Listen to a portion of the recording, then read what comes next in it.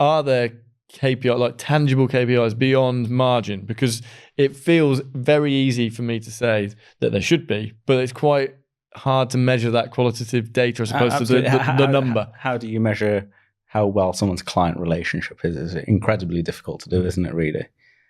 So I guess there isn't like I don't sit there and measure whether their client relationships are 9 out of 10 or 7 out of 10 or 1 out of 10. You do kind of know, right? Yeah. Now, because you kind of know, okay, Paul, he gets on with his subbies. Like it's hard to define what it is. I think it all comes to a head when there is an issue.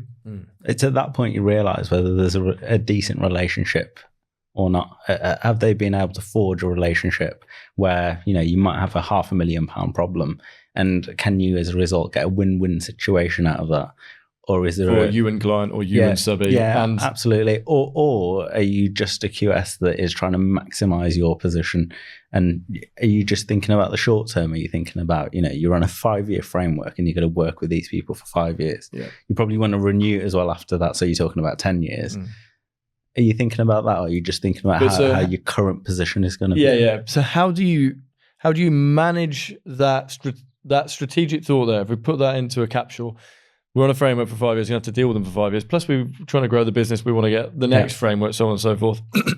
How do you, as commercial lead, say that's the strategy? Yeah, and then the team follows. Yeah, you got to be clear on your vision.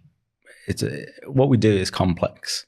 There's so many moving parts, so you got to be clear on what that vision is, what your morals and values are as well. We're not here to screw anyone over. We're here to just do a really good job, and as a result, make some margin out of it.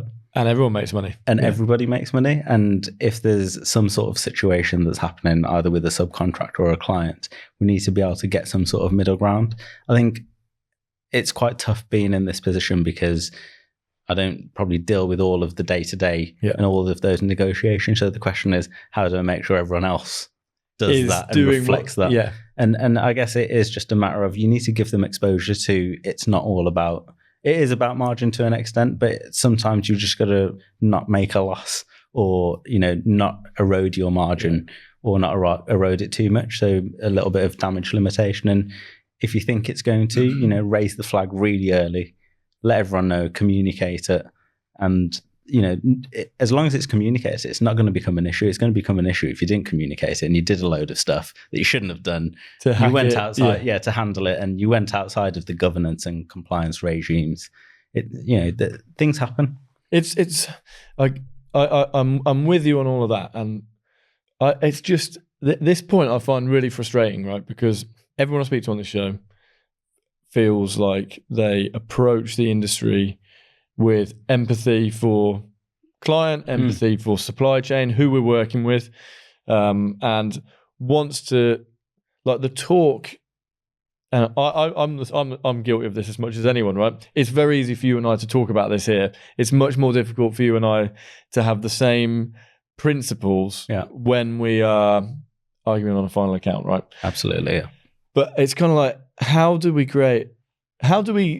because the QSs who have built those relationships, and you just, there's something in your mind which just allows you to know, okay, they've done it. How do we create an environment where margin isn't the only KPI, and that you can measure the success of that person can build a relationship and it's good, like the depth and richness of that relationship? It's probably a really big conversation to have. That is, I'm trying to have it. it's an industry level conversation rather than contract specific or contractor specific.